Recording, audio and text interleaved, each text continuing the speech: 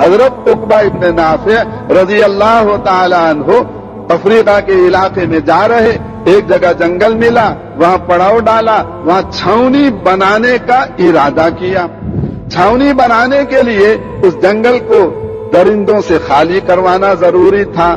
جب چھاؤنی بنانے کا فیصلہ کیا تو علاقے والے لوگ آئے اور کہنے لگے کہ آپ اس جنگل سے واقف نہیں ہیں، اس میں اتنے تو شیر ہیں، اتنے چیتے، اتنے بھیڑیے، اتنے سانپ اور اتنے فلاں چیز، اتنی فلاں چیز، اور آپ کو ان کا شکار کرنا بھی نہیں آتا۔ اگر ان کو آپ شکار کریں گے اور جنگل سے نکالیں گے اور ان کو قتل کریں گے تو برس برس لگ جائیں گے اور آپ کے کتنے آدمی ختم ہو جائیں گے اور جنگلی جانوروں کا ہاتھوں مارے جائیں گے، لہذا آپ اپنا فیصلہ بدل لو۔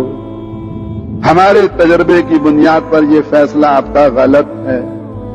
حضرت عقبہ ابن نافع رضی اللہ عنہ نے فرمایا کہ ہم تو اپنی قوت پر، انسانی قوت کے بھروسے پہ کوئی فیصلہ نہیں کرتے، ہم تو اللہ کی قوت کی بنیاد پر فیصلہ کرتے ہیں۔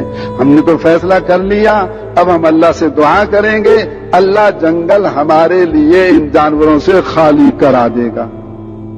اب دعا مانگنے کا عام طریقہ تو یہ ہے کہ بھئی وضو کرو، نماز پڑھو، اللہ سے مانگو اے اللہ یہ جانور یہاں سے نکال دے، لیکن حضرت عقبہ ابن نافع رضی اللہ تعالی عنہ نے نیا طریقہ دعا کا اختیار کیا۔ جنگل میں چلے گئے اور سب سے اونچی جگہ جو درخت تھی اس پہ چڑھ گئے اور زور سے آواز لگائی، اے جنگل کے رہنے والے جنگلی جانوروں، ہم اللہ کے بندے ہیں اور محمد صلی اللہ علیہ وسلم کے امتی ہیں اور آپ کے دین کو پھیلانے کے لیے آئے ہیں، ہم اللہ کے راستے میں نکلے ہوئے ہیں، ہمیں اس جنگل کی ضرورت ہے، تو ہم تمہیں 3 دن کی مہلت دیتے ہیں، 3 دن کے اندر تم سب یہاں سے نکل جاؤ، اپنے بچوں کو لے جاؤ، اپنے گھروں کو اٹھا کے لے جاؤ، 3 دن میں ہم تمہیں کچھ نہیں کہیں گے، اور 3 دن کے بعد جو ہمیں ملے گا من وجدنا ہو قتلنا ہو، 3 دن کے بعد جو ہمیں ملے گا ہم اس کو قتل کر دیں گے۔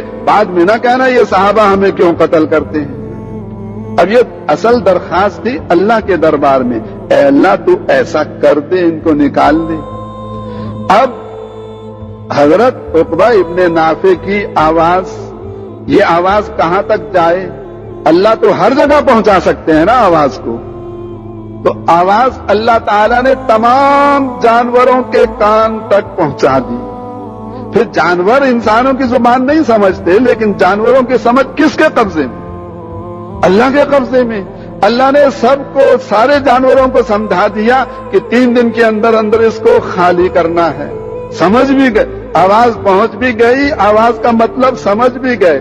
پھر اللہ تعالیٰ نے ان سب کے دلوں میں ڈالا کہ انسانوں کی اس بات کو ماننا ہے، کیونکہ یہ اللہ کے رستے کے نکلے ہوئے مہمان ہیں۔ بس اب شیر بھی اپنے بچے لے کے جا رہا ہے، بھیڑیا بھی جا رہا ہے، چیتا بھی جا رہا ہے، اور لومڑی بھی جا رہی ہے، جتنے سانپ ہیں وہ بھی جا رہے ہیں، بچھو بھی جا رہے ہیں، سارے جنگلی جانوروں نے 3 دن کے اندر جنگل خالی کر دیا، ایک بھی جانور باقی نہیں بچا۔ اور ہمارا کیا ہوتا ہے؟ بھائی ہر گھر میں چوہے ہوتے ہیں کہ نہیں ہوتے؟ ساری عمر لڑائی رہتی ہے چوہوں سے، کبھی گولیاں، چوہا مار گولیاں لے کر آتے ہیں، کبھی پنجرا بناتے ہیں، کبھی وہ کھڑکی لگاتے ہیں، آپ لوگ کیا کہتے ہیں اس کو، وہ تو ایک دم بولتی ہے، چوہا پھنس جاتا ہے اس کے بیچ میں، کبھی کیا لگاتے ہیں، کبھی کیا کرتے ہیں۔